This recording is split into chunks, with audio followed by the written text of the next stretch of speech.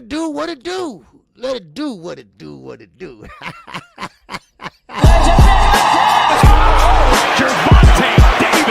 I'm definitely face of boxing. Absolutely. They up the level, I'm gonna up the level with them every time.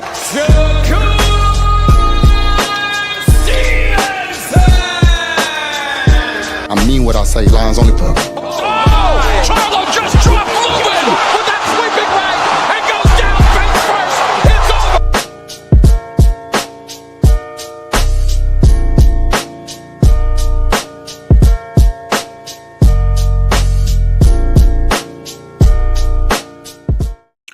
Hey. What's going on, everybody? This is your boy, KQKC BOXING NETWORK. And yes, I am back at it again at the great day of boxing. But I'm not by myself. I got the young G with me, the debate guru. Yes, sir, he is working this week. He been at it. And yes, he about to join me right as we speak. What's going on, Knockout? Hey, what's going on, KQ? Salute to you. Good morning, man. How you doing? Man, I'm doing good, man. I lost my voice a little bit from yesterday, but that's okay. You know what I mean? I keep going. Yeah, man. Yeah, man. Like the Energizer Bunny, man, banging on the drum. Yeah, I respect it, man. We had a really good day of boxing. There's a lot of news in the sport of boxing, a lot of fun things to talk about, man. So I'm ready to get going and get the people a good morning show before they start their last day of the weekend and get ready to go back to them jobs tomorrow, man. Yes, sir, man. Make that money, man. Don't let that money make you. That's what we used to say. But okay, let's see you all in the building before we get started. All right. Yes, sir, man. We got my man Clark Bay TV in here. We got my man Since 100 Said in here. And we got Dr. Mark is up in here. What's going on, Doc? All right. Yes, sir. We got my man Terrell Jackson is up in here. That's right. Happy birthday, Queek. Today is her birthday. I don't see her in here, though, but that's okay. Happy birthday to you anyway. All right. Yes, sir. Javon 856 is up in here. And we got my man Eugene Johnson is up in here. And Andy Gill is up in here. And we got my man Chase Money is in the building. And that's what we have so far. All right. Make sure y'all smash the like button. All right. I appreciate that. And also, we got our cash apps up here. All right. What's up, Jay Petty? All right. We got Knockout Boxing 86 TV. All right. That's his cash app. And y'all know he worked his ass off this week. So, man, y'all show him love. All right. Y'all show him love on my channel. All right. Because I'm telling you, and I can vouch, he been working, man. All right. And mine's, of course, is 275 KQKC. So let's get started. All right. Yes, sir. All right, Knockout. Hey, man. So we got a lot to talk about. First, I want to open up with the Raymond Ford fight, man. Raymond Ford got the victory over Abraham Nova. You called the fight. Got his unanimous decision victory over Abraham Nova yesterday afternoon. What did you think of Raymond Ford's performance? And I think that's his third fight at 130. Might be his second fight at 130. But anyway, what did you think about his performance? Man, okay. First of all, happy birthday, Queek. I see you in here. Okay. Many more. Now, Raymond Ford, he looked real good yesterday, in my opinion. Raymond Ford, first, he was having some trouble getting inside. Now, they both were fainting. They both kept fainting. But Ford, of course, he had the combination. He had his combination down, straight left, falling out to the right, southpaw stance. And Raymond Ford was showing some hand speed. He was throwing some bricks, but still, he just couldn't get his opponent out of there like he wanted to. There was pretty much he was using his head, and I forget what's his opponent's name again. Abraham Nova. Abraham Nova, right? That's right. And so Abraham Nova, he was swinging, but his arms was too far apart. He should have closed his arms a little bit when he was swinging, because he was swinging kind of wild. You know, he was like this, swinging wild and stuff. But Abraham Nova, he was trying to get off only on the ropes. Now, when he came to the middle and to the center, Ford had him beat every time. Because Ford had the hand speed. the foot speed. So Abraham Nova pretty much trying to walk him and force him back to the rope, and then he ducked his head and go to work. You know, so but Abraham Nova is a good fighter, but Ford is just a little bit better. And as far as the speed, also he's better. So that's what I thought about him. I think it was a good outing for him. Not as good as he was in Mexico that day, but still in all, man, he looking at a strap pretty soon. You know? Yeah. We're gonna get to that. I thought Raymond Ford looked okay. I've seen him look better and put on better performances, but the hand speed is natural, like you said. He was able to counter Abraham Nova. He was able to really work the body with some good right hooks here and there, and just show his class and his pedigree, and just how he was on a different level of a boxer than Abraham Nova. The only thing I'd say about Raymond Ford is, with that type of hand speed, I expect his reflexes and his ability to like get out of the way of shots with his upper body movement to be a little bit better. But he's not really twitchy with, like, rolling with shots, pulling back from shots, slipping shots. I thought he had a little bit more defensive explosiveness in his game, but he didn't look like he had that. Abraham Nova, as you said, and then the footwork too. Like although Ray Ford won, Abraham Nova was able to get him to the ropes a lot and like a lot. And like I expect to see more pivots, more, just more kind of elusivity and kind of athleticism. But I didn't really see that a lot from Ray Ford. And maybe it's because he wants to sit down more at 130. He's feeling strong at the weight, feeling good at the weight. But I don't want to say it was a subpar performance. It was just one of those performances where, you just bought your lunch pail to work KQ and you clocked in, you did your job and you clocked out and you go back home. It was one of those, you know what I mean? So really, really good performance. Good victory, I should say. Not really a good performance in my opinion. Now, as you said, he's close to a title shot because Mauricio Suleiman said he's close to a WBC title shot.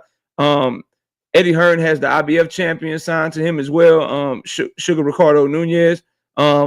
What route would you like to see him go? Because he can either face the winner of O'Shaquie Foster and Stephen Coolboy Fulton on that Tank Davis and Lamont Roach undercard, or he could go the IBF route and make an in-house championship fight with Sugar Ricardo Nunez. Which one do you think is a more winnable fight for Raymond Ford?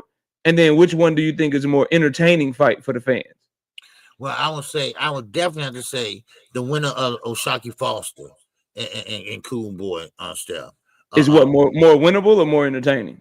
More entertaining. More entertaining.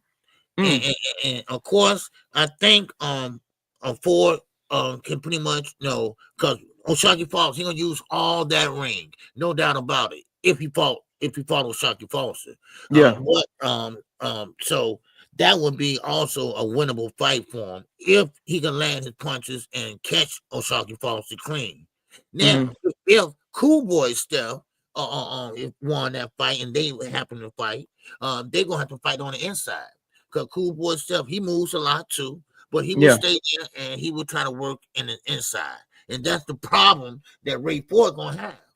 He's not very good to me on the inside. On the inside, yeah, he does. He can't catch with them little short, precise shots inside. Without extending his hand or arms. So, but those are the fights I want to see. That's entertaining to me. Yeah. See, I'm kind of I'm different, right? I think the more winnable fight is O'Shaquie Foster, or Stephen Fulton, whichever one wins, because they'll allow Ray Ford to kind of play to his strengths, box on the outside. They'll allow him to kind of try to be fast, and he could try to have a boxing match with them and see if he can win a boxing match. If he fights Sugar Ricardo Nunez is a buzzsaw. He gonna make Ray Ford fight on the inside, and he done knocked out everybody he ever been in the ring with. Wow. And so he's a very, very strong, probably the strongest 130-pounder, come forward fighter. And we see Ray Ford like he had a draw against some journeyman, like Edward Vasquez, I think the dude name is. That's a pressure fighter, but that dude has no power and he real small. This a big, strong, like 130-pounder that should probably be fighting at 147 and Sugar Ricardo Nunez. And that boy is coming forward. He ain't stopping. And he coming to knock your head off your shoulders and knock your gut through your back. And so I think that's a tough fight for Ray Ford, because Ray Ford is such a dog when he gets in those situations. He's gonna try to bang with him, and I think him fighting Sugar Ricardo Nunez fight is gonna be all wrong for him. So I actually think the more entertaining fight is the Ricardo Nunez fight, and the more winnable fight because of how they fight and they fighting styles. That's gonna have less punches, be less action packed. I think that happens to be the winner of Shacky Foster and Cool Boy. And Cool Boy Steph. That's my opinion. But either way, I do want to see Ray Ford get a title shot in his next fight or two. I do think it's time for him to go ahead and try to be a 2-division champion, to be honest with you. Okay. Now, let me ask you this. Yes, sir. You pretty much know Gervonta Davis in and out, his fighting style, what he can and cannot do. Now, do he pretty much mimic, or does he kind of fight like Gervonta Davis, Ray Ford? I know they southpaws, I get that, but you got different southpaws, right? Now he fights to me like a poor man Shakur Stevenson without the upper body movement and the ability to control distance. That's what it like. He tries to throw the same combinations that Shakur throws. He tries to kind of mimic how Shakur Stevenson covers up, and you can tell he follows Shakur Stevenson a lot. Tank is twitchy, right? Tank will counter you. Tank will jump back and then jump back in and counter you. He'll roll with shots and counter you. Ray Ford don't have that counter punching ability, in my opinion. His one counter punch is a half step back, straight left hand. And I don't see him. I don't see him fight. And then when he come forward at you, he can't come forward at you like Tank can come forward at you when he get in his groove and stuff. I think he's much closer to like a Shakur Stevenson comparison than he is to a Tank Davis comparison, but I don't think he's as good as either one of them. He's faster than Shakur Stevenson, but not as skilled. And he's not as fast and not as skilled as Tank Davis and not nearly as explosive. And he don't have the, like, when so when Tank Davis fights when he fights a pressure fighter that's gonna come at him a lot, you pretty much guarantee that Tank probably gonna get a knockout. When Ray Ford get a pressure fighter that come at him a lot, it's probably gonna be a tough fight.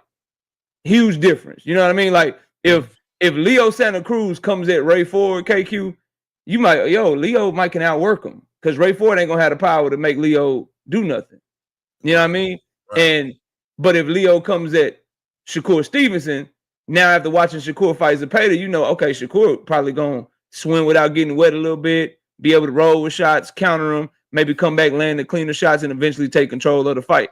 And when Leo came at Tank Davis, you saw what Tank did to him. So I don't think Ray Ford is on either one of their levels, if I'm being honest with you. Now, I do think he's on like a Cool Boy level, maybe a Shacky Foster level. Like I think he's right there.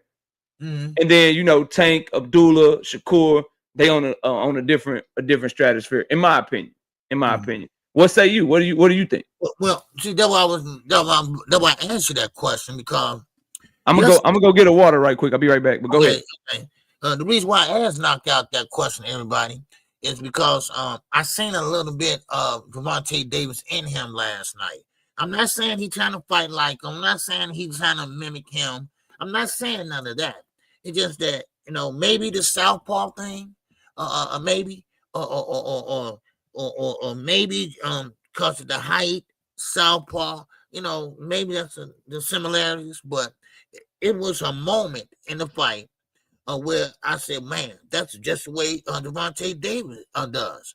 But we all know a southpaw always throw the straight left, fall out to the right. Mm-hmm. That's what most of your southpaw fights. All right. And of course, the orthodox fighter always what? The straight right. The straight right stops the southpaw. So that's why I had knocked out that, because I saw a little bit of him, and I think that was the third round or fourth round.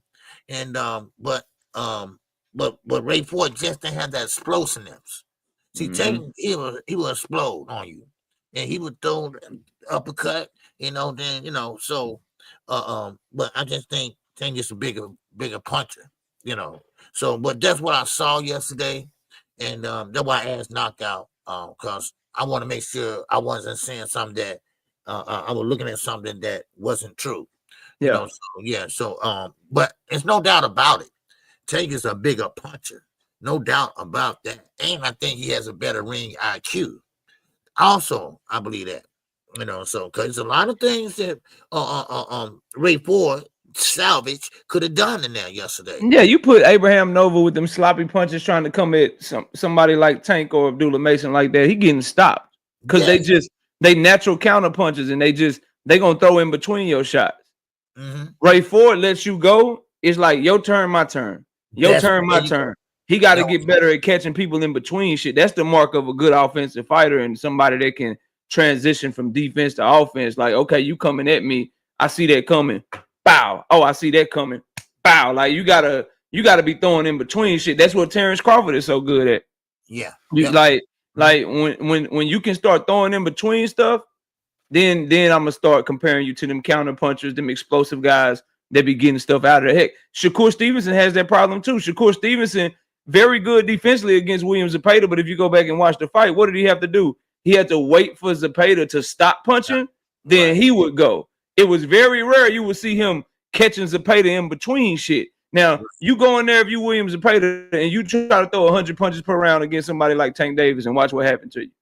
You're not gonna last. So, different styles, people like different fighters or whatever, but I definitely don't think Ray Ford is as good as any of those guys, and that's really all I got on it, bro. To be honest with you. Yeah, me too. Yeah, that's all. That's why I wanted to ask that. So, but now you said just like I said yesterday.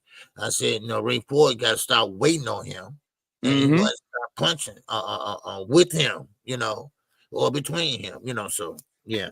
So okay, yeah, you hit it right on the head. Yes, sir. You got Quick, Josh Sanders, Andy Gill, what up? Salute to y'all. Opulent LD, what's up, bro? Salute to all y'all. Dr. Mark, what's up? You got your super chat, bro. Oh yeah. Black Preacher Man, what's going on, brother? Yes, I seen you yesterday in the chat too. All right. Appreciate the $2 holla. All right, salute KQ and KO. What's up, Black Preacher Man? How you doing this morning, bro? Hope all is well with you. So let me ask you this. We'll get back to the fights in a second, but I gotta ask you about Jerron Boots Ennis, KQ. And Virgil Ortiz. So we know they had failed negotiations 2 times this year. We could have got their fight in February. We could have got their fight in November. For whatever reason, they fell apart. It's the blame game or whatever.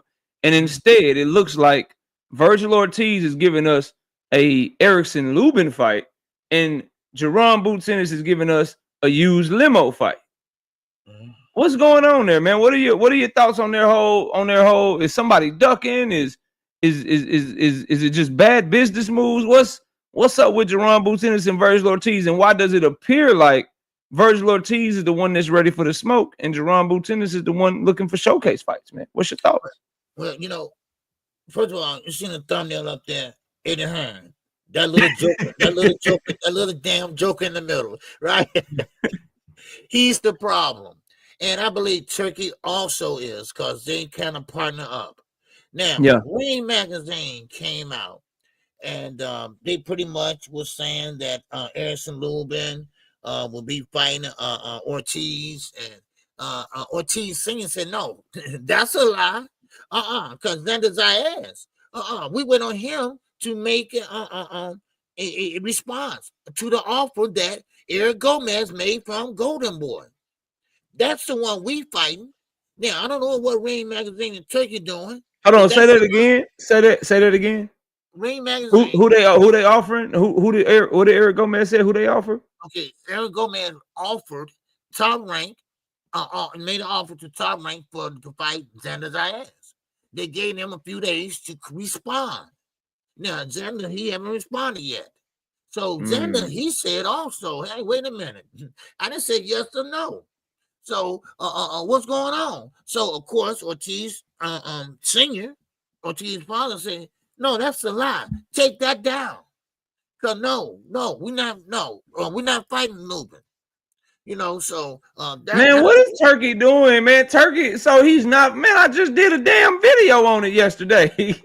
I'm never reporting on a Ring Magazine fucking article again, bro. Turkey always and you know what? We should have believed him. You remember that interview he did when he said when he made the Crawford and Canelo fight or whatever, or he got Canelo to sign. Remember he said, yeah, I just had him put something out there because I knew it was gonna do this and do that so I could get this deal closed. Like he admitted that he put out misinformation and shit. You remember that? Yeah, bro. Hell no. So they just be coming up there. So Ring Magazine is like clickbaiters now, is what you telling me? Right? Because what would you think he gonna just say no? I mean, you think he That's gonna say no? crazy. Eric Gomez say, look, and Eric Gomez weighed in, and then this is on Twitter. He Yeah. weighed in, he weighed in and said, hey, look, we made an offer to Xander Zayas. We gave him a few days to respond to the offer, and then we'll look at moving, and somebody else. So, look, Eddie is destroying Jerron Ennis' career. It's not going in the right direction. I'm not gonna say that's a kind of hard word. Yeah, destroying it. Yeah. He's not getting them fights, bro. And then when he doesn't get them fights, he makes it seem like Boots is the one that's scared, bro. Yeah. But go ahead, my bad. No, I just see somebody in the comments says Ortiz, Eric Gomez said that email Ortiz Senior posted was fake. Eric Gomez said, this Eric Gomez with Golden Boy. And Eric Gomez sent the offer to Top Rank for Xander Zayas to fight and gave him, time to respond back, whatever the offer might be. All right. So, what's going on, Young World? What's up, Young World? Chat, man. Salute to the brothers KQ and KO. Salute to the chat. Happy Sunday, y'all. Yes, sir. Yeah, happy Sunday, bro. Salute, Young World. Right. But my bad, KQ. I ain't mean to cut you off. Keep going. What else you got on? No.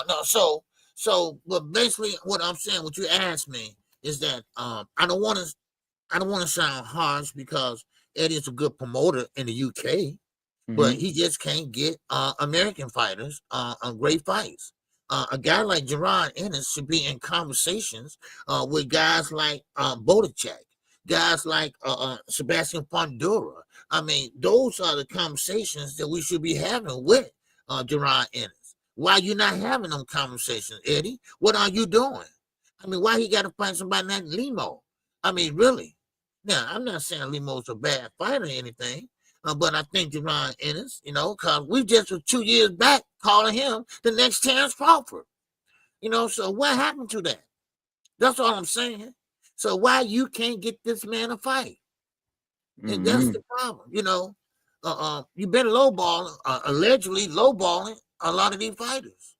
Yeah, everybody can't be saying the same thing about you. Right. Sorry to hear that, Brian. Brian King B. Falcone. Condolences, man, to you and your family, bro. Real talk. I see y'all in the chat chopping it up. Hopefully you can enjoy some boxing talk this morning, man, and we can kind of brighten up the day a little bit, bro. But definitely my condolences to you and your family, bro.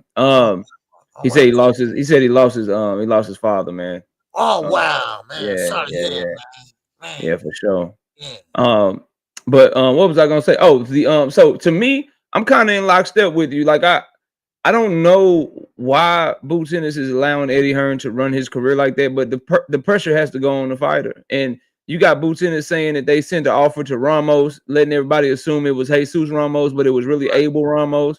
And he didn't really want to say Abel's name because he knew that was a trash fight. He said they would try to fight Bahachuk, but then Eddie Hearn come up with a completely different list. Turkey and Eddie are saying that they wanted to make the Virgil Ortiz fight or whatever, but Eddie's saying, no, we want to do it next year. But Virgil's team is acting like they don't know what the hell Jerron Boots Ennis is talking about. All I know is, for me as a fight fan, Virgil Ortiz has fought Israel Madrimov and Serhai Bahachuk his last two fights. Jerron Boots Ennis has fought Imantas Stanionis and Karen Chugadazian, and he about to fight Hughes Limo in his last couple fights. I much more prefer the way that Virgil Ortiz is moving throughout the sport of boxing. Yeah. Right now. Like he's sending, even, I don't care who it is, Erickson Lubin or your guy Xander Zayas. Both of those are better fights than Jerron Boots Ennis and Hughes Limo, bro. And the crazy thing is, if you tell me, KO, do you got Jerron Ennis or do you got the field at 154? I'd take Jerron Ennis over all of them, and I'd take my chances and I'd roll the dice. I think he's the best talent in that division right now. Yes. But the way that they moving him, bro, you got Rashidi Ellis saying that he accepted the offer, but they said it was too late. I don't know how he accepted the offer too late when the fight's not till October. You got Josh Kelly saying he was lowballed. You got whatchamacallit?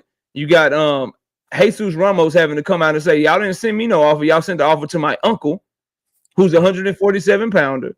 You got them turning down Virgil's fight earlier this year in February. They didn't want to fight Virgil in Saudi Arabia in November this year. They were trying to, quote-unquote, fight him in January or February next year. and then they didn't even.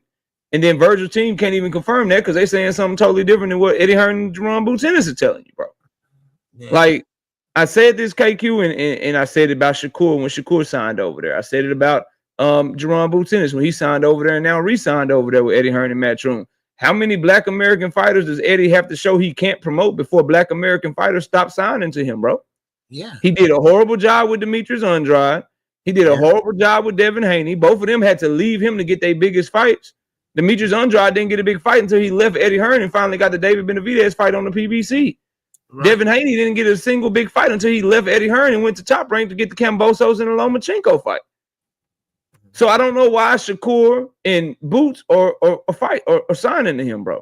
Shakur Stevenson didn't have a single Matchroom card. Shakur Stevenson had to go get fights on Riyadh season and on Golden Boy and on ring cards and shit. So Eddie Hearn, if you are a UK fighter and you want to go fight in Liverpool or Tottenham Stadium, wherever, he is great for you. If you like fish and chips, he's your man.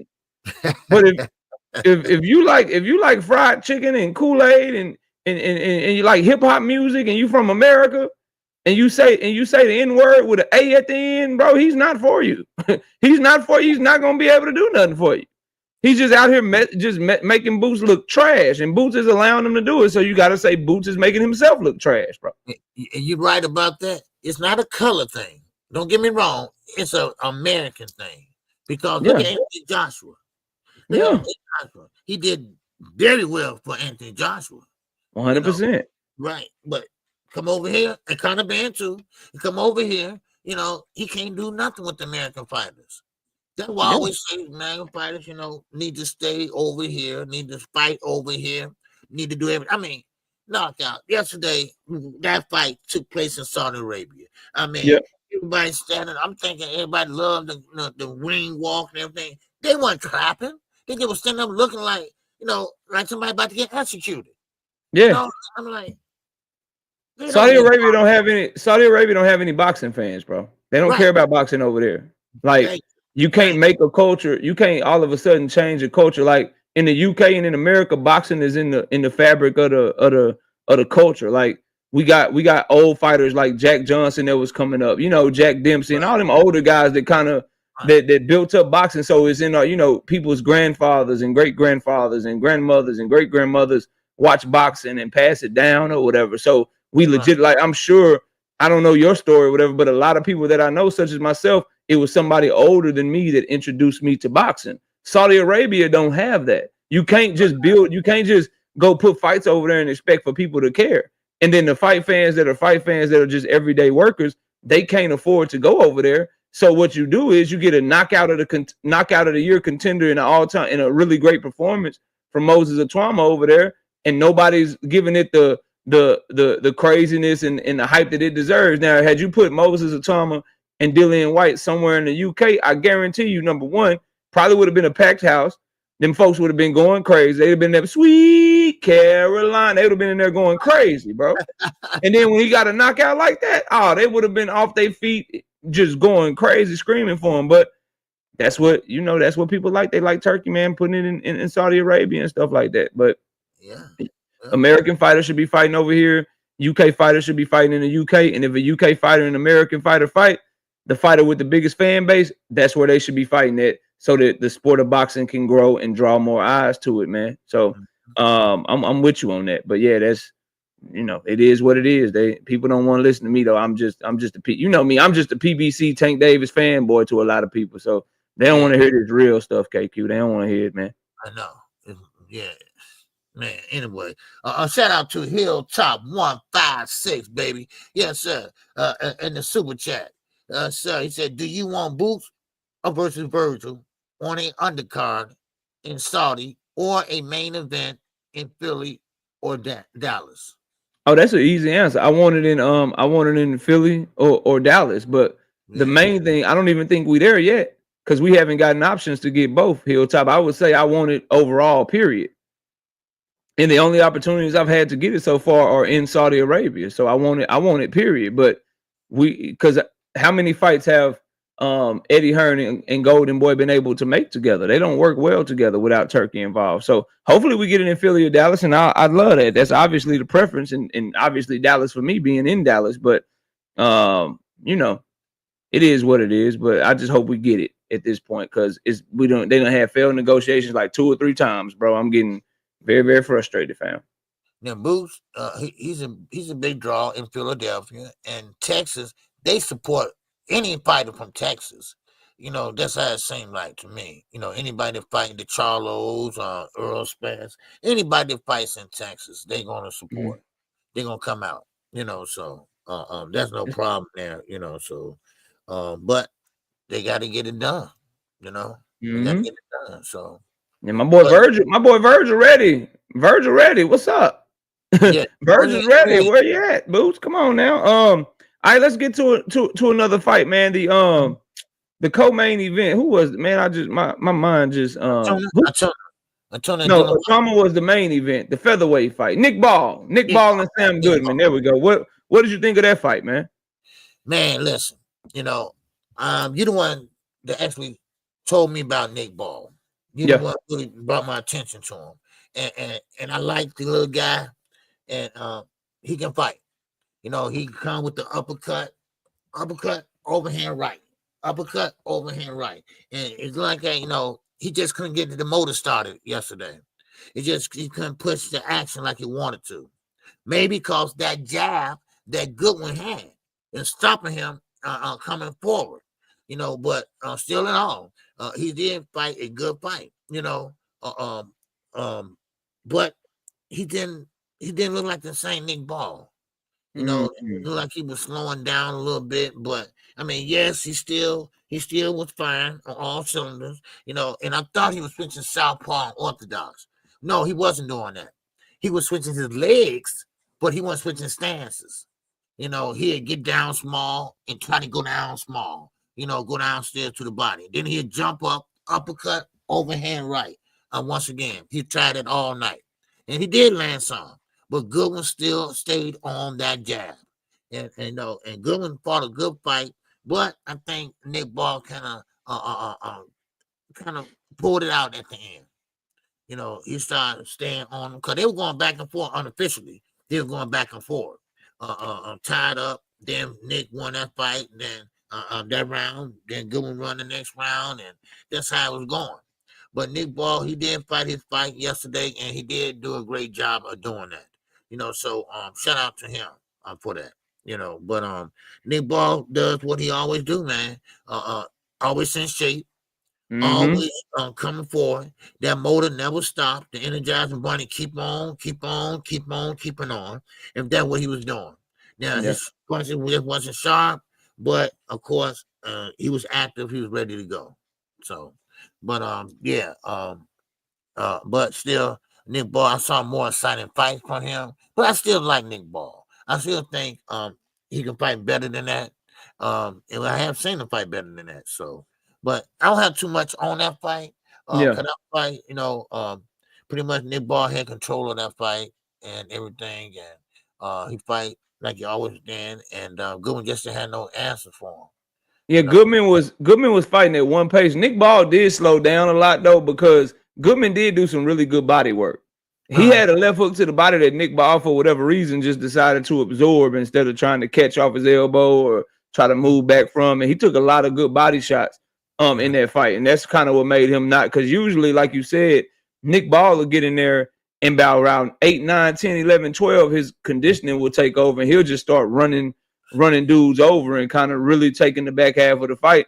He did enough to win the back half of the fight, which shows that he's still in really good condition when he took those body shots from Sam Goodman, but it wasn't the Nick Ball that we saw fight like the Ray Ford performance that he put on, even when he fought Ray Vargas. But he did enough to get the W. He's a champion. I thought it was a 7-5 fight either way. I hated the scorecards in the fight. I don't know if you had an opportunity to hear them. Scorecards were 118 to 110. 117 to 111 and 115 to 113. I thought the fight was way closer than that. But overall, Nick Ball did enough to get the victory. And I'm gonna ask you this question, KQ, because they were talking to Frank Warren, Nick Ball's promoter, after the fight or whatever, and they were asking him about a potential fight with Monster Inoue coming up to 126, and Frank Warren started smiling like he knows something that you and I and the public don't know. What do you think of a potential Nick Ball and Monster Inoue fight? Well, Nick Ball is a great fighter, but Monster Inoue is a better fighter. Yes, Nick Ball, small, got a lot of energy, never run out of gas. But that Monster, he has a jab, he has the whole package, the ring IQ, and I think it'd be a good fight. But I think Monster have to adjust. See, one thing about good fighters can make adjustments, and that's what Inoue would do, make adjustments when he get ready to fight Nick Ball. And of course, he would catch on to what Nick Ball is doing, because like yesterday, he only threw maybe the same combination a few times during the fight. Yeah, left uppercut, straight right hand, left hook. Yep. Left uppercut, straight right hand, left hook. Left uppercut, straight right hand, left hook, over and over. And then some jabs in there. You know what I mean? Right. He has some good timing on his jab, though. I tend to think that Monster Inoue and Nick Ball, man, that is a cherry pick tune up for Monster Inoue. Monster is that good. I think the only person, so I think it's 4 people from featherweight down, KQ, and then it's everybody else. I think it's Rafael Espinoza, Monster Inoue, Junto Nakatani, and Jesse Bam Rodriguez, and then everybody else is just food. Like, I think the only person at featherweight that's currently a champion between Angelo Leo, Rafael Espinoza, and Nick Ball. Man, I think Monster Inoue destroys Angelo Leo. I think he destroys Nick Ball. I think Espinoza is the only one at featherweight with any kind of smoke for him. And Espinoza destroyed those guys too. So Nick Ball showed me that he is cannon fight, because the left hooks to the body that Sam Goodman was able to land, and the footwork that he was able to give Nick Ball. You put Inoue in front of you with his footwork and how fast he is, and you let him start landing left hooks to your body like that, and you just gonna stand there in front of him with a high guard. Good luck, bro. Good luck, Nick Ball. And Nick Ball is smart, man. Good luck with that. You're gonna get beat up. And then the commentator Andy Lee, one of the best. I think he's the best trainer in the UK. KQ, he trains Joseph Parker. Really, really good trainer, Andy Lee. And he said they asked him about the fight, and it was so funny. He was like, I think they just need. He said Nick Ball is the only champion that we have in Great Britain right now. I think they just need to let him keep getting better, let him keep making title defenses. I don't think he's ready for Monster Inoue. I said, look at you telling the truth and shit. He told it straight. He didn't try to gas him or try to talk good about him. No, he's like, nah, he's not ready for it. Yeah, he's not ready for that yet. He was a good fighter. He was a good southpaw fighter. I watched him fight many times. He was a good fighter too. Yeah. But you're right about Nick Ball. Come with the high guard. Come with the peekaboo guard, everything. But Monster see that and just go down to the body. That's all. Easy does it. Go down to the body. And then he's so accurate. He'll punch right through that. Yeah. He'll throw a little jab at your glove, and then it's gonna be a straight right missile coming right in between your glove, boy, and it's gonna hit you all up in your shit, all up in your nose and everything. They better leave Monster Inoue alone, bro. They better leave Monster alone. Let Junto try to handle that. Junto, Rafael Espinoza, or Bam or somebody. The rest of y'all better leave that man alone, bro. Yeah, yes, sir, man. Bad boy from Japan, man, with that sword. All that shit. Fucking samurai shit. Before I get to the super chat, man, let me ask you, Monster Inoue, everybody know he's a great fighter. Why everybody trying to compare, want him to fight this guy? I think this guy can be Monster. I think this guy, look, Monster's a different type of fighter. He's not going to sit there and go in there and fight just anybody just for the money. One thing about Monster, he got a little integrity. He got a little pride. He believes like I do. Weight classes are there for a reason. He's not going to jump up and fight Gervonta Davis like he told everybody. Nah, he ain't crazy. Right. He ain't crazy. Everybody want to just force, good fighters and things like that, just with anybody that they think, can beat them. No, sometimes you got to, look at the fighter itself, and what's his specialty, what's his good shit, because he is the real deal right now.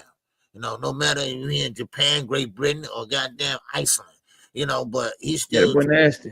he real nasty. So I think people do that because he's been so dominant. You know, he's a 2-division undisputed champion. I think he's like a 4 or 5 division champion now at this point. Like he's really accomplished, and people just want to see him get challenged. And then the thing about Monster Inoue, because he fights like such a dog and he is small, he's looked vulnerable in fights, right? Like he's been put down before, he's been knocked down multiple times. Nonito Donaire like hurt him and like fractured his orbital bone, I think, or something in their first fight. So he looks vulnerable and at times, but then he just tends to always come through and get the job done. So I think that's why people want to see him tested, because he does look vulnerable and he looks like somebody may be able to pick him off someday. You know what I mean? So that's probably what it is. Just, my opinion. Yeah. So yeah. Okay, yeah, sure. So, Jay Melch, what's going on, baby? In that super chat, just a little support. Salute, KQ. Yes, sir. Appreciate you, brother. All right. All right, man. So, fight announcement got made this week. Sebastian Fundora, Keith Thurman. What do you think, man? What's your thoughts on that? Man, I'm kind of mixed thoughts with that. Okay, I like Keith Thurman. But let's think about it. Keith Thurman got off the couch after 3 years. He's coming back, and he fight one of the best fighters at 154. Mm-hmm. And most likely will be pay-per-view. All right. Now that I don't like, but I do like Keith Thurman fighting style. Keith Thurman does know how to box, and he can brawl. We all remember the fight he had with Sean Porter. He fought well off the ropes. And we also know when he get hit downstairs in the body, he can't take body shots. So what he do? He get on his bike. He start boxing. So he's good at that. But still in all, but I think Sebastian, it should be having a different opponent. But who knows? Keith Thurman's still young. He's not that old. He's not over the hill. He's not 40. I think he's 35, 36, something like that. But hey, he wants to stay active. And listen, some of these fighters, like I said on my live the other day, y'all start telling the truth. Don't say, you want to see, or you're getting an itch, you want to come back like Manny Pacquiao. No, just say y'all broke. Y'all need some money. What's wrong with that? But still in all, I think Keith Thurman still is a good puncher, a good power puncher. So let's see what he can do, and let's see what he can work with. Okay, dry turkey, he's 36. Okay, see, that's still young. Well, if you haven't took a lot of punishment, you see, Keith Thurman career didn't consist of a brawl every time he fought. So sometimes that can help a lot too. The wear and tear on the body, it wasn't too bad. But yeah, I don't like it. Knockout. Okay. I like that Keith Thurman want to come back. I like Me too. He can't sell a fight. Don't get me wrong. He can't talk that ish. But still in all, I would like to see maybe somebody else challenge Fundora. Now, I can't not deny Keith Thurman if I'm not going to deny Jermell Charlo, because Jermell Charlo also got comfortable for a while, a couple years, but it seems like PBC is reaching back and bringing in the old school, and bringing them up into like they're trying to get they older fighters they last paydays or something. And I'm not with it, KQ. Number one, so Keith Thurman getting a shot at 154-pound title because he beat Brock Jarvis, bro. Right. like he came back out of 3 years. He beat Mario Barrios in 2022 at 147 pounds. Mm-hmm. Then he beat Brock Jarvis in 2025 at 154 pounds. And that gets you a title shot? Nah, bro. I'm not with that, man. I would rather Keith Thurman be fighting like a Earl Spence, fighting a Jermell Charlo. Like I want them dudes is all in their mid-30s or whatever. I want them to be mixing it up. I want to see Fundora versus Xander, Fundora versus Boots, Fundora versus Virgil, Fundora versus Jesus Ramos, Fundora versus Lubin, Fundora versus Bakram Murtazaliev, bro. Mm-hmm. That's the problem that I have with it. It sounds good on paper. Oh shit, Sebastian Fundora versus Keith Thurman. But then when you see Keith Thurman got 2 fights in the last 6 years, and that Fundora been highly active, and that Keith Thurman only got 1 fight at 154 pounds, and then Keith Thurman gonna be close to 37 years old by the time that they fight. And you know Keith Thurman fighting style, what he used to do in his prime, come out fast in the mud, come out fast, put paws on you, and then just coast the whole rest of the fight and lose steam. You get in there at 36, 37 years old, and you get tired in the back half against Sebastian Fundora if you want to. Yeah. you get in there at 37 years old for about 4-5 rounds, and you get tired against Sebastian Fundora about round 5, round 6. Okay.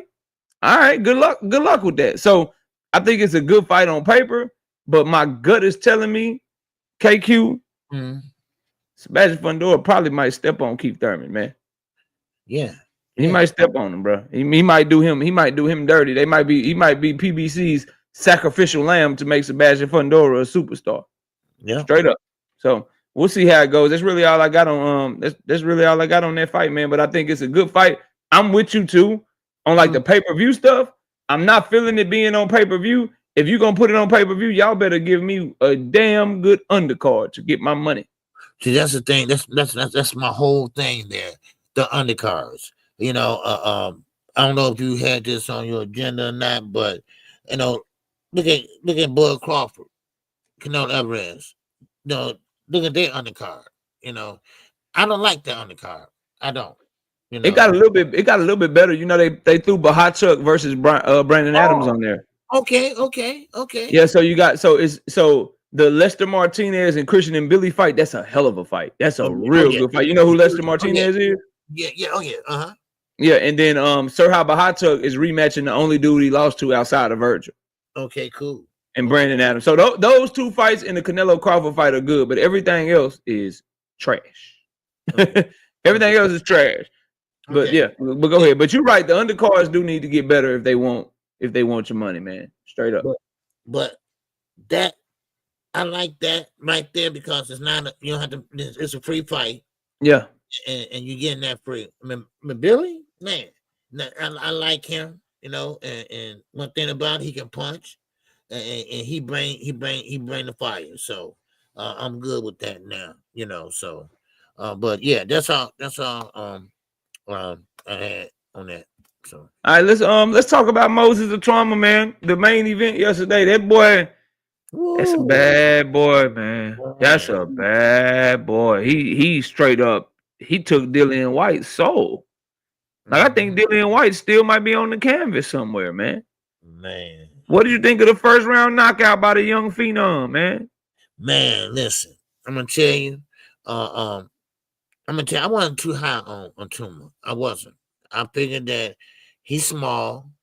He's not your normal heavyweight. You know, I came up in the era where heavyweights was 6'1" and taller.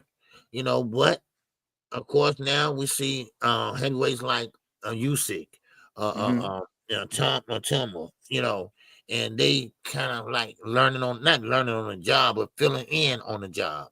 And Usyk is way bigger than he was at cruiserweight. But Itauma is young; he's only 20.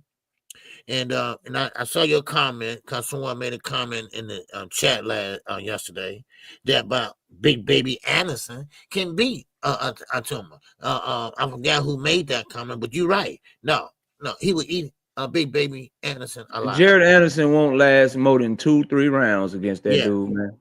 No, he got speed. He got good footwork. He's a southpaw, and he know how to finish his opponent. And that's what you saw in Dillian White. Now, I'm not going to say, oh, Dillian White over the hill, this and that. But no, Dillian White was in the best shape he ever been. That's the lowest he ever came in as far as weight is concerned.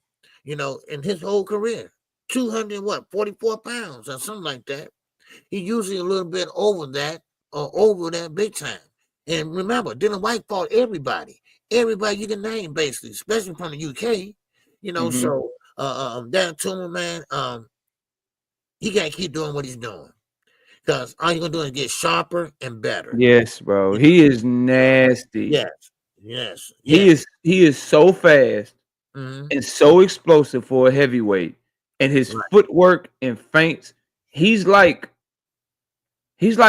Alexander Usyk, but flashier, like with some power type shit. Like the same type of feints, the same type of foot pressure, but it got more swag to it. It got a little bit more sauce on it. You know what I mean? He's like Alexander Usyk if Alexander Usyk listened to hip hop. You know what I'm saying? Like he nasty, bro. Like the way that he was fainting Dillian White out of his shoes early, and Dillian was reacting to everything.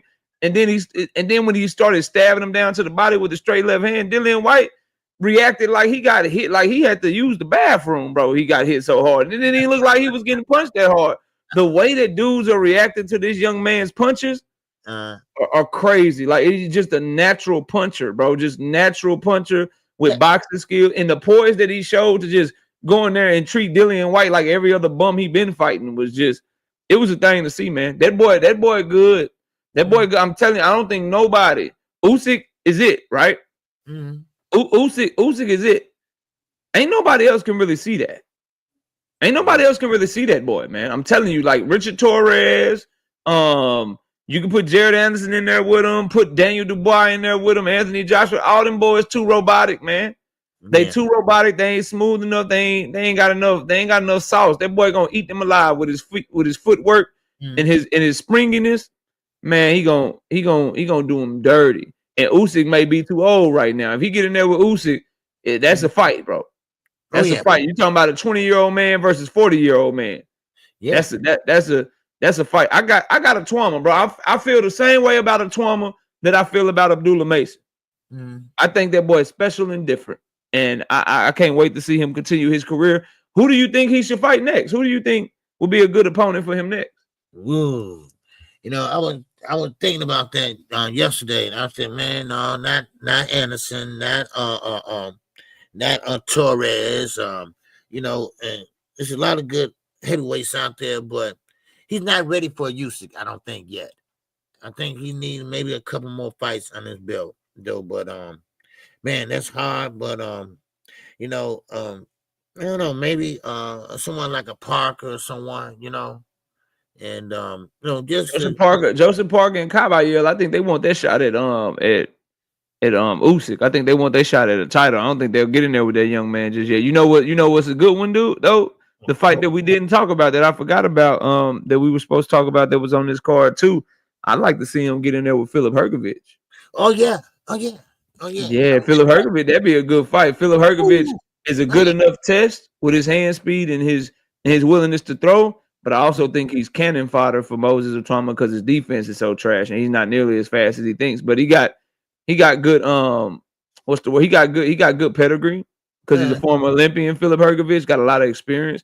I'd love to see somebody like that in front of Moses Itauma.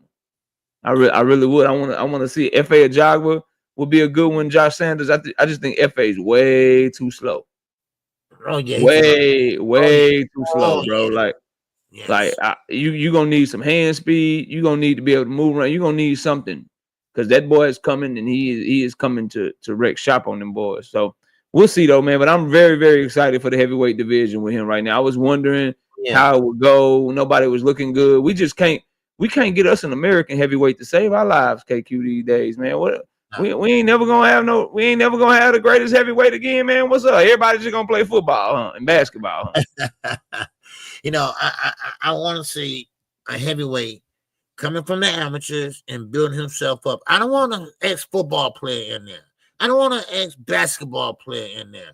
I want somebody that lived boxing, grew up on boxing, and just a natural boxer, Olympian, or something like that. I want people, you know, change coming from the MMA or something like that. You know, the MMA, they already tried that. They're not good at it. So that's what I want to see. And, of course, the way it's looking now, them days are over with the 6'5", 6'6" heavyweights. No more. Yeah, because all our 6'5", 6'6" athletes, they want to play basketball, man. They ain't boxing. Right, exactly. All the dudes that grow up to be 6'4", 250, they want to play linebacker in the NFL. We just need one of them kids to be a boxer and not a football player. Don't put them in Pee-wee. Put them in the gym. Right. We need some representation out here. UK is whooping our ass.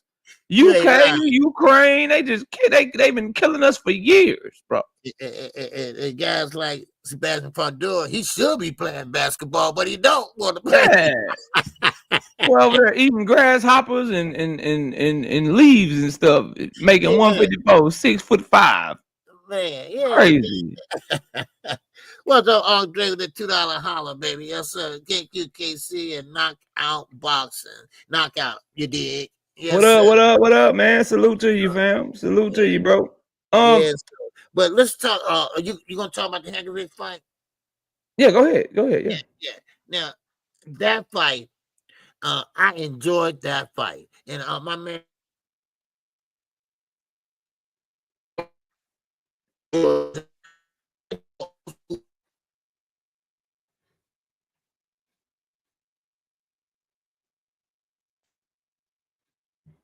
Yo. Did KQ freeze on y'all? Can y'all see me? I think I can see you now. Okay. Yeah, I think you're good now. Yeah, you're good. You're good. Go ahead. I don't know what the hell that was. Okay, sorry about that, y'all. Okay, but yeah, Haney had an old school feeling to me, and I was just so excited about it. You know, that fight. I don't know why. It just kind of drove me crazy because man, they was like tip for tap, right? And Haney, man, what's his name? Adelaide. Man, yeah, David Adelaide, yeah, man, he was swinging with that left hand. If he connected with that left hand, man, I don't know what Haney fell or would have got knocked out. I don't know, but he was throwing that left hand. But I think he started out too early, and that what got Haney. And Haney, it wasn't nothing fancy. It wasn't nothing fancy. He wasn't working the jab and working behind. I mean, he was punching. And he took everything he had to give, but that was a damn good fight, man. I mean, they both, LA, he came for the last hurrah. He tried to, shoot China with about 4, 5 piece, but that wasn't enough. That just wasn't enough, so big guys like that, that's what Itauma needs. Someone like that, mix it up for him, and that way he can see every style it is. And to make him a better fighter, so. But that was a good fight, man. I really Philip Hrgović, man, talk about bouncing back. He got stopped by Daniel Dubois. Then he comes back. He takes on Joe Joyce on short notice, beats him, and then he takes on this prospect David Adelaide and beats him. And now he's right back in the thick of things. Hrgović has fast hands, but he's slow everywhere else. Is what I saw. And David Adelaide, he's a really good athlete. But he got gas tank issues and his defense is subpar. But he showed a lot of heart. Because he took a lot of punishment and a lot of punches. And I think they had a round of the year contender in round 8 where Hrgović dropped him in the 8th round, but David Adelaide got back up and just started going crazy, trying to throw haymakers or whatever. That was his last stand, so to speak, because he had been getting whooped on the whole time. I guess he got tired of getting punched on. But all in all, it was a really good heavyweight fight. And them heavyweights, man, they throw leather and they take a lot of punishment. Them some big dudes, man. And that was a hell of a fight. Really, really fun to watch. For me, I think that one was probably the most entertaining fight on the card. Wouldn't you agree? Yeah. Oh, definitely. Because, they was tip for tap, Mm-hmm. Yeah. But I do think, these promoters, KQ, they don't put people on undercards for no reason, right? So the fact that Philip Hrgović was on the Moses Itauma undercard, that could be a fight that we see next. And I really would love to see that be a good step-up fight for Itauma. It'd be a good kind of barometer for him to see where he's truly at and fight somebody that's kind of closer to their prime. Because, some people, how people are. They're going to be like, oh, he did that to Dillian White. Dillian White's almost 40 years old. Well, do it to Philip Hrgović, and that's just keep stepping up the competition for the young man until he shows you that he's not ready. Keep stepping up the competition, because if he blows through Philip Hrgović in a round or two, that's gonna be something crazy. So, but overall, a good performance by Hrgović. I think he did well, man. Now, I forgot to ask you this. Do you just real fast? Do you think they stopped that fight with Dillian White and Itauma too soon? Nah. You don't think that was a quick stoppage? Nah, that boy was falling. He was doing the limbo. Okay. His leg was so gone. He punched him so hard. He was doing the limbo up against the ropes. Yeah. No, they ain't stopping too early, because the only thing that was gonna happen, it was still like a minute left in the round.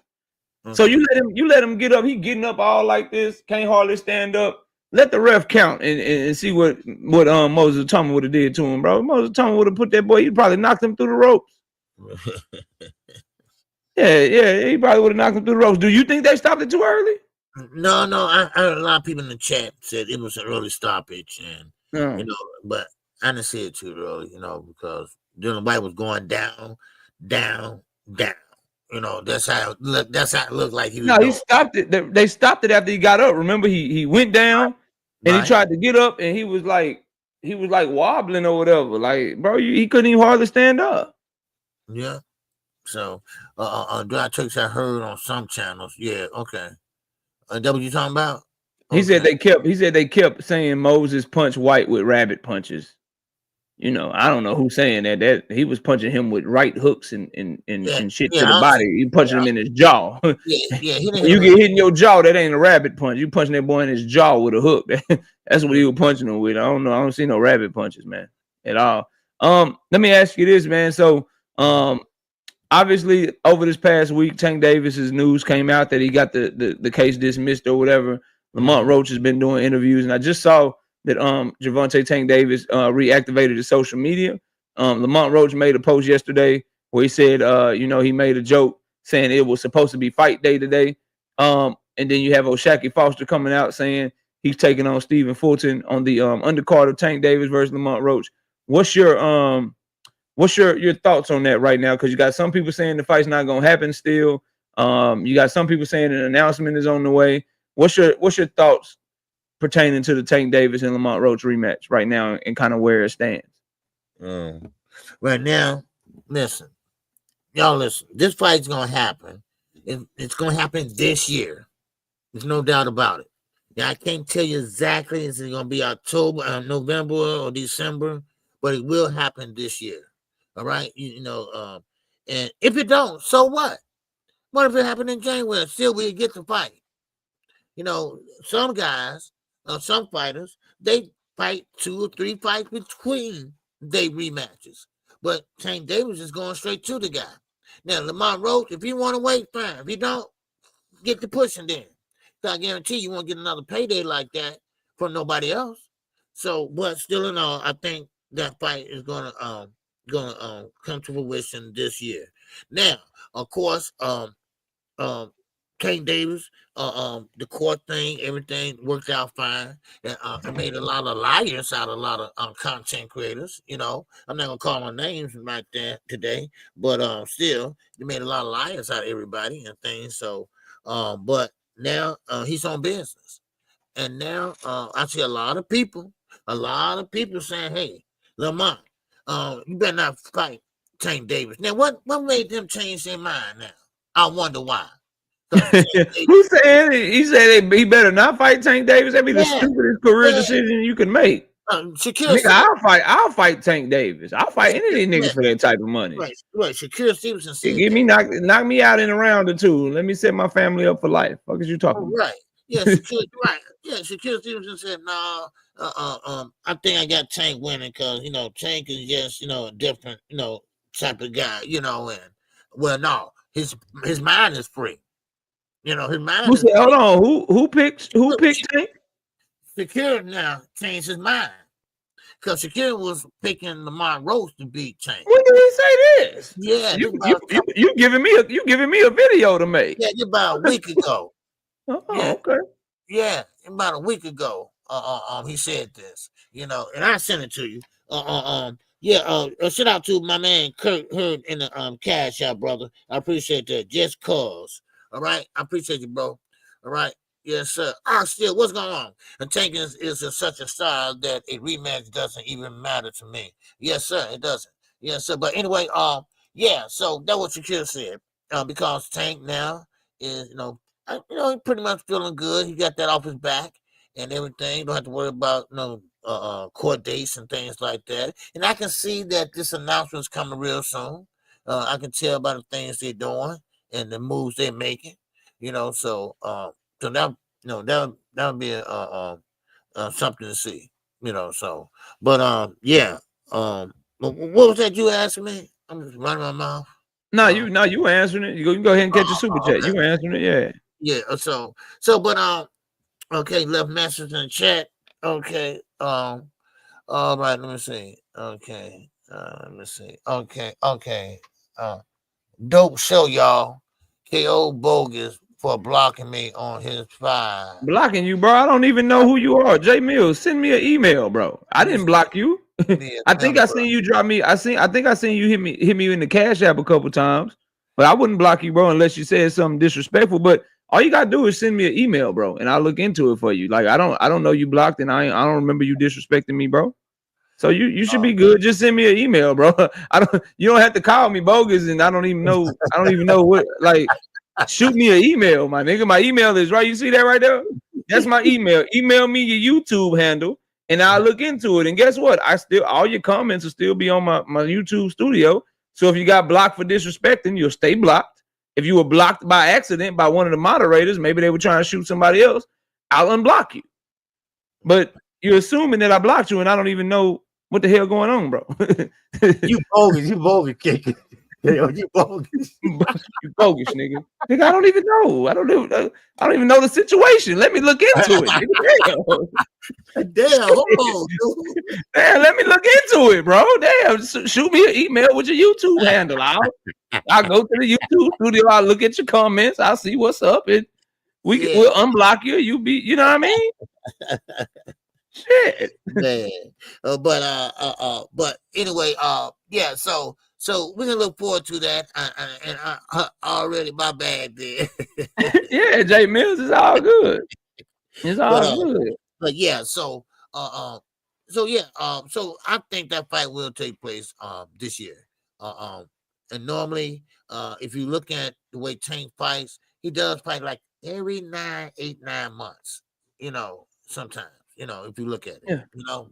So, all right. What's going on? Dry turkey in a $2 holler super sticker. All right, appreciate you, bro.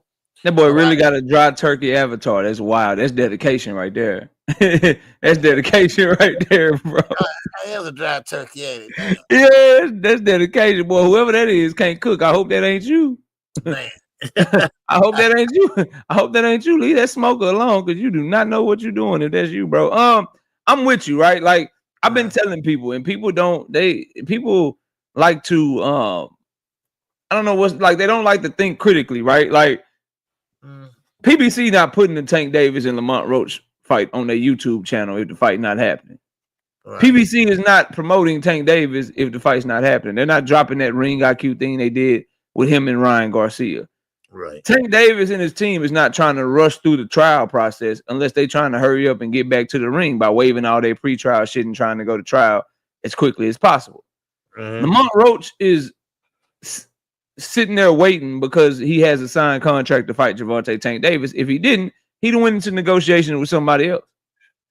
Tank Davis didn't just reactivate his social media yesterday for no reason. These are all things that are happening all around us, and people are acting like it means nothing. O'Shaquie Foster is not doing interviews saying he's fighting on Tank Davis and Lamont Roach's undercard against Stephen Fulton, unless he's fighting on Tank Davis and Lamont Roach's undercard against Stephen fucking Fulton, bro. Like you think O'Shaquie Foster and his team don't know what card they on? You think PBC don't know that if they drop the Tank and Roach fight, that it's free promotion for Roach if the fight don't happen? Like, these are all common sense, logical things to point you in the direction of the fight's damn happening, bro. Like, I don't know what people be looking at or how they be looking at it or how they be viewing it or whatever. That post with Tank Davis and Lamont Roach fight on YouTube got over 1 million views right now. You think they giving Lamont Roach, who is not signed to them, millions of views and millions of eyeballs of free promotion for him not to fight Tank? And they just gonna use that fight to just do what? No, they dropped that fight for the same reason that they dropped the Sebastian Fundora and Tim Tszyu rematch that they just dropped. Why they dropped that fight? Because Sebastian Fundora got a goddamn fight coming up. Yeah. So they dropped Sebastian Fundora's fight on their YouTube channel to promote his fight, but they just dropped Tank and Roach on their YouTube channel for no reason. Shit's crazy to me, bro. Like, people just pay no attention sometimes, KQ, and it's kind of wild, man. It's kind of wild. So I'm with you. I definitely think the fight is happening. I'm being told that the fight is happening by the people that I know close to Tank's team, and I'm gonna roll with that because I can see how Tank Davis is behaving as well. Right. Lamont Roach, and I say this too, right? Lamont Roach words have changed because that's what people come at me sometimes with. KQ. Well, Lamont Roach is saying that it's not happening, KO. But when Lamont Roach was saying that it is happening, KO, you was believing what he say. Why don't you believe what he say right now when he say the fight is not happening? And here's the answer that I give him, KQ, and you can tell me if it makes sense or not. I say I pay attention to people's words and actions, and when their words and actions line up, I believe what they say. But when their words and actions don't line up, I just pay attention to their actions. And in Lamont Roach's case, what I'm saying is when he was saying that the fight is happening, he was also in camp. He was also training for the fight and promoting the fight. So I believed him. But then when he started saying the fight wasn't happening, he was still waiting on Tank Davis. He was still saying that shit from the same Airbnb in the same house that he's in. He still ain't did a fight yet. So his words ain't matching his action. So I'm looking at his action. I'm saying, you full of shit. The fight is still happening. Does that make sense, bro? No. No. And matter of fact, Lamont Roach is coming out now and changing his words and wording it a little bit different now. Yeah. A little bit, well, we're going to see what happened, wait a minute, it's not happened to, well, we're going to see now, whatever, so, I don't think he knows, but then again, he do know, and I don't know how he's moving, but that's why I put that up there. Roach behavior is unprofessional, and he moving unprofessional. He is ungrateful, but he should speak positive or shut up. Yes, because you fight one of the best fighters in the world, and don't go on a pity party. No, let him do it. Y'all reading it all wrong. Let him do it. Mm-hmm. Let him do it because the other side see that stuff and just use it as motivation. Let him talk about knocking him out. Let him talk about how he won. Everybody make as many hair grease jokes, make all the knee jokes, make everything you need to make. And just I hope Tank Davis sees all of it and uses it as motivation so we can get the best performance from him that we could possibly get, bro. Yeah. And then if he win, he win. If he lose, whatever. The chips fall where they may, but let him be on. Let him talk his ish, man. Let him talk his ish. If he want to take a victory lap for a draw, let him do it. If he want to act like he the man now, all because he got a draw, let him do it. Let him do all of that. You know what I mean? He can, because the only thing that can shut him up is Tank Davis going in there and handling business, and that's on Tank to do, man. That's it. You know what I mean? That's what I feel about it. But as far as him like being ungrateful and being unprofessional, he's just showing his true colors. He was Tank Davis's fake friend. He pretended to be his homeboy. He pretended to have respect for him or whatever. He always wanted his spot. He been wanting Tank Davis' spot since they was kids, and Tank Davis was beating his ass in the amateurs all the time, man. Right. Y'all got to understand. You got to know the history. This ain't the first time Lamont Roach done petitioned some shit, KQ. He petitioned when Tank Davis beat him in the amateurs. They petitioned back then. They petitioned to get it overturned back then so he can go to the national tournament.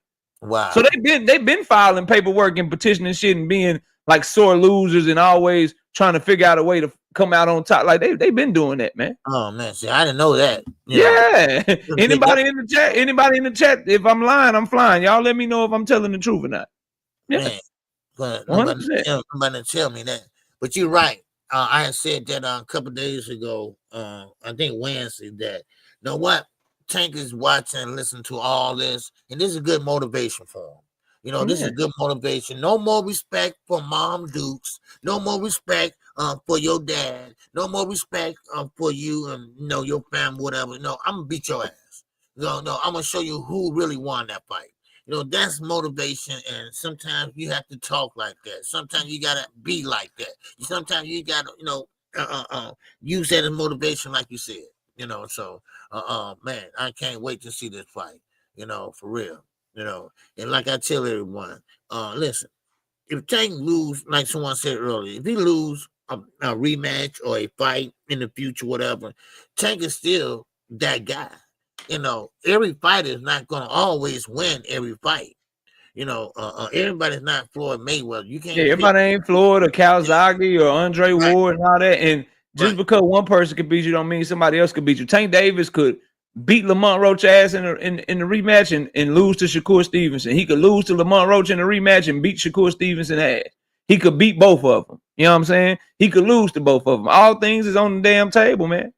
So we just need to see the fights. And that's one thing that boxing fans and it's gotten weird for me, KQ, is you see a lot of fighters and a lot of fight fans, they be trying to take credit for other people work and shit. You know what I mean? Like when Tank Davis had his draw with Lamont Roach, you would have thought Devin Haney beat him or Shakur Stevenson beat him the way they fans was acting and shit. You know what I mean?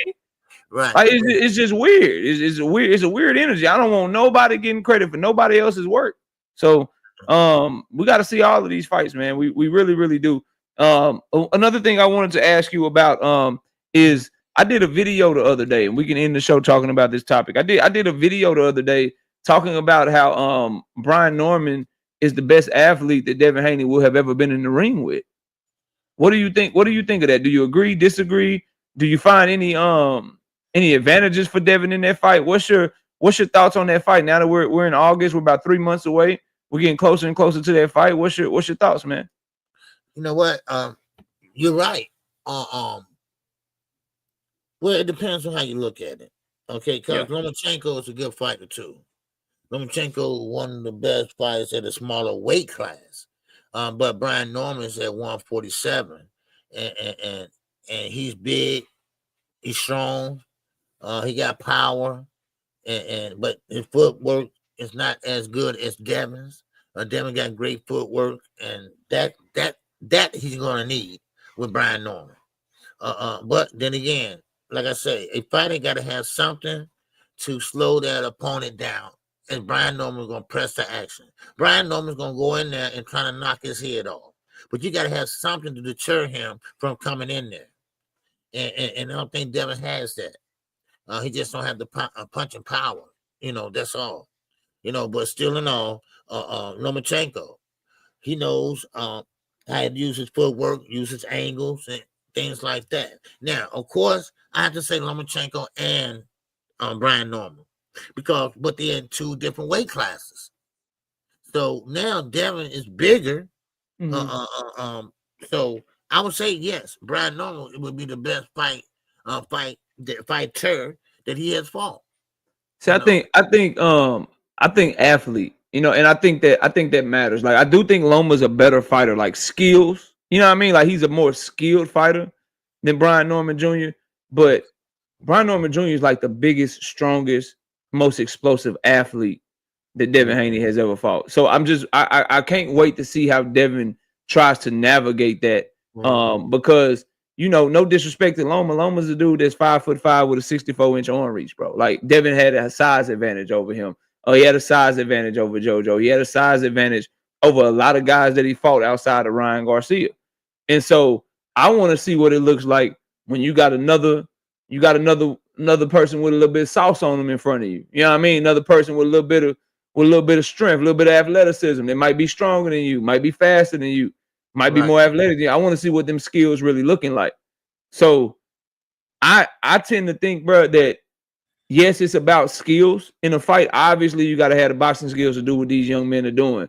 But when you start moving up in weight classes, people lose to people less skilled than them all the time.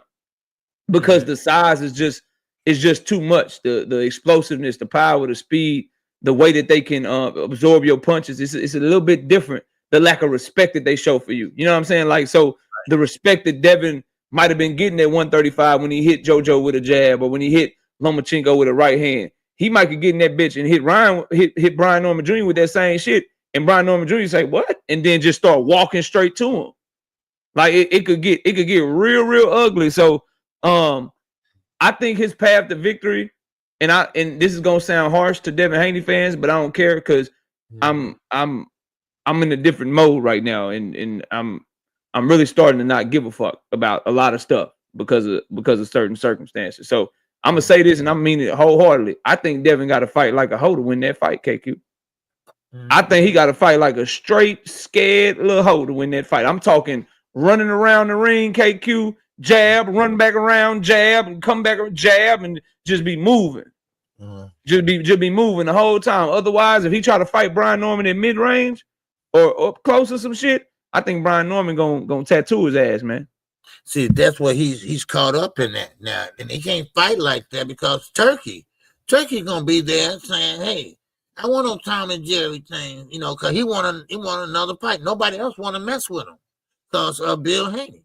Nobody want to deal with him. PBC don't want to deal with him because they want to save face because Floyd over there and everything. And top rank, they definitely don't want to deal with him. Oscar, they want to sue him so bad, so ain't nobody left but Turkey. But now Turkey don't want, he want to see you go in there and do some things that you shouldn't have done, that you're not used to doing. Look at Shakur Stevenson. He went in there and fought the Pater. He did a good job, but he don't fight like that. He don't fight like that. So now what happened? Now he's hurting his hands, and they was hurt already, but he hurt them real bad. Now he got sent out to January. Why? Because he was trying to make Turkey proud.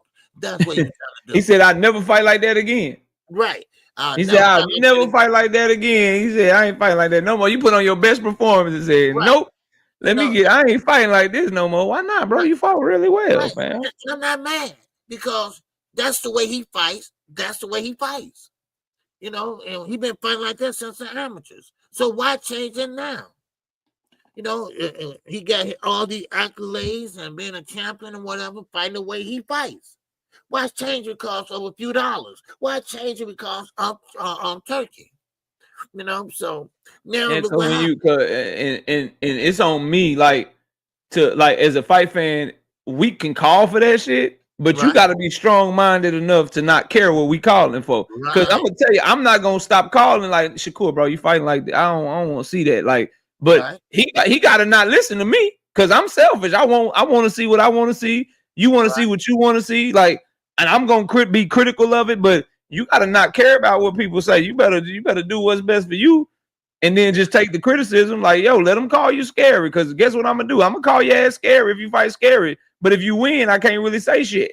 You rather be called scary and win than act like you got some heart and get your ass whooped. Because once you lose in this game right now. Your money go down. You lose a lot of money because once they lose that shit people act like it's over with, straight up. So, but that's all I got, man. You got anything else for the show? No, that's about it, man. I thank everybody for coming out yesterday. All right, and once again, happy birthday to Queen. All right, hope you have a great birthday. Yep, happy birthday. Yep, KQ. The reason why he changed up because of the turkey bag. Well, yeah, of course, that too, and and Turkey didn't want no Tom and Jerry, and then again the pressure from guys like Knockout Boxing and other guys like, hey, I want to see, did the cash app go through? Yes, it did, Kurt. Let me see. Okay, well, on my end. Okay. Oh yeah, shout out to I got a couple. My bad, y'all. Shout out to my dog Kurt Hurd with the 5-piece in the cash app. Appreciate you, brother. And we got, I'm not gonna say your government name. We got D Thomas. Salute to you with the 5-piece in the cash app. He said a little support for the hard work. Thank you, man. Appreciate you, D Thomas. Thank you so much. Yes, sir. So yeah, Creole, I got it. I'm gonna respond to you, bro. I got it. I'm gonna respond to you probably tomorrow, because once I get off of here, I'm just gonna kick it. But I'll probably respond to you tomorrow, bro. But KQ, salute to you. I'll be live Monday, Wednesday, and Thursday, y'all, if y'all want to come through. I'll be live Monday, Tuesday, and Wednesday because I'm going on vacation Thursday. So Monday, Tuesday, Wednesday, I'll be live, y'all. Y'all pull up on me and KQ. I appreciate your time, man. Another great show in the books. Yes, sir. I appreciate you, man, and have a good rest of Sunday. And in KQ, I'll be live tomorrow at same time, same place, 11 a.m. Central Standard Time. And with that, that's all we got for you all. Thank you all for the support. And with that, if you haven't hit the like button, hit the like button on your way out. Because KQ, baby, I'm going to keep on living it up. Ow! This song is dedicated to all those ballers out there and all those hustlers. And just people out there just getting their money on, you know what I'm saying? To all of you haters, just remember this. I'm living it up, y'all.